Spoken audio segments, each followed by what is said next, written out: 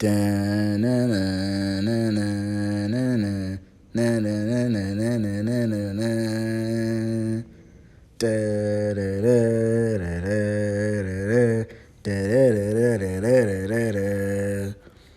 Hateful Eight.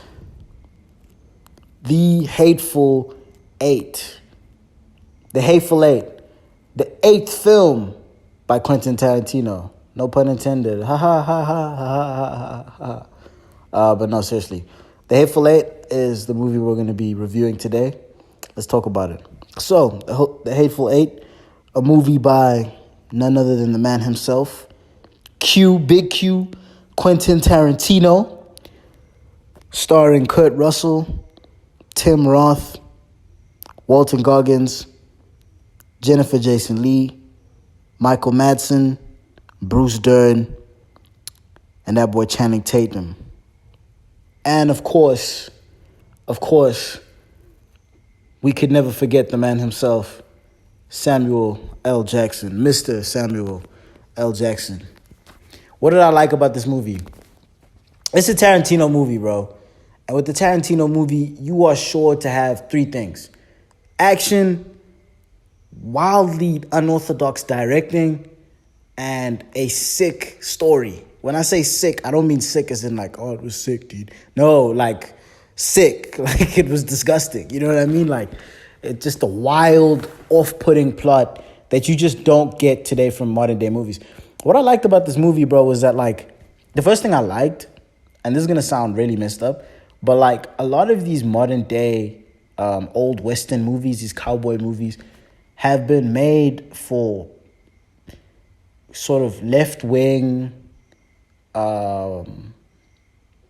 snowflake audiences.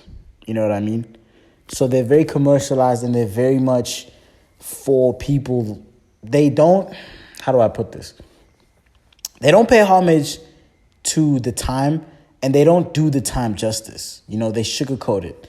You know what I mean? They don't include things like the racism. They don't include things like the action, the goriness, how sick people were, how desperate people were. I like this movie, and this is going to sound messed up, and I hope it doesn't get us canceled, but it's like, first of all, the Caucasians were using the N-word.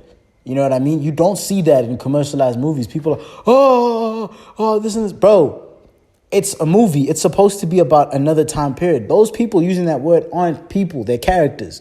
So use it in the time. It included things like that. You could see the racism was very blatant. Everything was very blatant. It was very raw and uncut and not polished and sugar-coated. And it's like, this is the real time. This is how things went down. You know what I mean? I wish I could put a scene in to show you, but, you know, copyright. We need money. But, yeah, bro, I really liked that. I really liked the fact that the entire movie is a giant game of Mafia. I don't know if you're familiar with that whole game, Mafia, where everyone closes their eyes and the Mafia taps people. And I'm actually not entirely sure how Mafia works, but I'm pretty sure it's along those lines. The person who's the Mafia kills people by tapping them, and then there's a cop who has to find out who the Mafia is. And, you know, that's basically what this entire movie is, because pretty much, quick synopsis, a bounty hunter, there's two bounty hunters. One of them is trying to bring his bounty back alive. The other one has 3 bounties, so 3 dead people. And they're both trying to make their way to a place called Minnie's Haberdashery, which is basically an olden day Airbnb. That's pretty much what it is. Shout out to Minnie. She is, yo, you know what I'm saying? She's yo. You know what I'm saying? That's where we're going to put that. Shout out to Minnie. So they're trying to make their way to Minnie's Haberdashery. Upon their arrival, they get to Minnie's Haberdashery. I don't want to spoil it, obviously. So upon arrival, they get to Minnie's Haberdashery. And the entire movie, the bulk of the movie, I'm talking about, this movie is like 2 hours and 47 minutes, I believe. So it's basically 3 hours, 13 minutes shy of being 3 hours. It's basically 3 hours. The entire movie takes place in this cabin. You know what I mean? And just off of that, you should go watch it just off of that. Like how this man, you hear the excitement, the fire in my voice, bro. It's like, how is this man so hyped about a movie about a bunch of olden day Western people, not even all cowboys, stuck in an olden day, in an Airbnb during a blizzard, because there was a blizzard, so they had to stop at the Airbnb before they went to the town. That's pretty much the whole movie. I love that. Like, Quentin is one of the few people who can still do that, and It's, you know what I mean? It's not, no, and this is no disrespect because I'm with, you know, the Marvel thing. I'm with I'm about it, bro. I'm about the superhero life. But it's really nice to see a movie like that where it's just normal people going through, well, not normal people, but olden day normal people going through what they're going through. And there's action, there's drama, there's excitement, there's suspense, there's mystery. We still don't know who poisoned the coffee. We still don't know. Like, it's crazy to me. Like, we still don't know who poisoned the coffee. I'm actually thoroughly enjoying this review. Anyway, we still don't know who poisoned the coffee. You know what I mean? And that's what it is. That's all it is. There's a couple of gunshots, there's a couple of deaths, a couple of bodies, but, you know, the universe isn't ending. No alternate reality. You know what I'm saying? No spaceships, no time travel, nothing too crazy. Like, no, you know, we're going to get wiped out of existence if we lose. No parallel universes. And as I said before, I'm about that life. I'm fully about that life. Like, fully. But it's nice to get a change, to get a different taste of something, and for it to not be made in like 1995. Because there's a lot of movies that are like that, but they were made in like 1995. Whereas this movie was made, I think it was made recently, man. I'm not I'm not gonna guess and butcher it, but it was made recently. So yeah, man. I like that. I love the characters. I love it, and I love Daisy.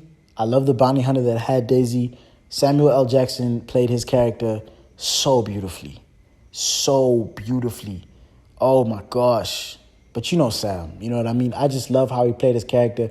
I love how and maybe I'm reaching here. I think I'm reaching a little bit, but I love how that character and Sam, they managed to embody the rage, and the pain of being a black man in America, especially at that time. And he did have a moment in the movie where he spoke about it's this hard to be a black man in America when he was explaining something. I'm going to let you go watch and see what it means. But he has this finesse that he uses that, you know, requires for him to lie and stuff like that. And when they realized that it was a lie, it was like, how was that a lie? It's because, bro, it's a black man in this country, this and this and this. I liked how he got his get back. I like how he got his revenge on white America, his little revenge that you'll see. That's the other thing I like about this movie is the revenge. It's one of the sickest. Just watch. I'm going to say this. Watch what Sam does to the old white dude. It's one of the sickest, most vicious, most evil, twisted things that you'll ever see someone do in a movie. It's mortifying, bro. It was beautiful. It was fully horrifying. That's another thing that I liked. I like the accents. I know that's random. I like the shots. I like the different angles. There was a scene where I think someone shot a bullet and the bullet cap landed on the ground. I'll put it up here on the screen. The bullet cap landed on the ground and then it spun and then the bullet ended up standing up. I loved that. I loved when Quentin had the scene, had like a scene where he caught us up on all the current events, which he rarely does. I don't know if he does it in any of his other movies, but it was his voice speaking. I know my man. Pause. Pause. I know my idol. Yes, thank you. I know my idol. You know what I mean? And he had that little scene where he caught us all up on the events, and he was like, but while that was happening, someone poisoned the coffee. We still don't know, by the way, to this day, who poisoned the coffee. Q, if you're watching this, bro, who poisoned the coffee? Like, we gotta know. But yeah, you know, I love that. Things that I disliked, it's not a whole lot, you know. To be honest, a dislike, I would say maybe it was really long. But I like long movies. But for someone who is not like a film fanatic like myself, then yeah, I'd say I dislike that. Another dislike, this is going to be very trivial, by the way. But another dislike that I had was just Daisy's face. Like, no, not like she's ugly or anything like that. I mean, like, because she got beaten up so much and there was the scene where the blood was all over the face. Oh, it was disgusting, bro. Oh, my gosh. Like, to have to watch her through that was just nasty. I did not like that. Bro, that's about it, to be honest with you. I guess the music could have been better. I dislike the music a little bit, but I also feel like the music perfectly captured what Q was going for, which is just a quiet thriller. You know what I mean? An olden day Western thriller. You know what I mean? Definitely like that. Recommendations. I would recommend it to you if you like movies that mind F you. You know the F word, that mind F you. And if you like movies that make you think, movies that you have to concentrate and actually pay attention to watch. If you're a fan of movies like Seven, movies like Catch Me If You Can, even in a way, not really, but in a way. If you're a fan of a movie like American Gangster with Denzel, which we're also reviewing later. Movies, maybe not American Gangster, but movies like that. Movies that are thrillers, movies that are not just about the pretty people and guns, and that not just about all the theatrics. Like, there's actual substance. It's actually something that you have to pay attention to, listen to, and digest, as opposed to something that you can just sit mindlessly and consume and enjoy. Which, by the way, there's a place for that too. But yeah, if you're a fan of something like that, I would definitely recommend this movie.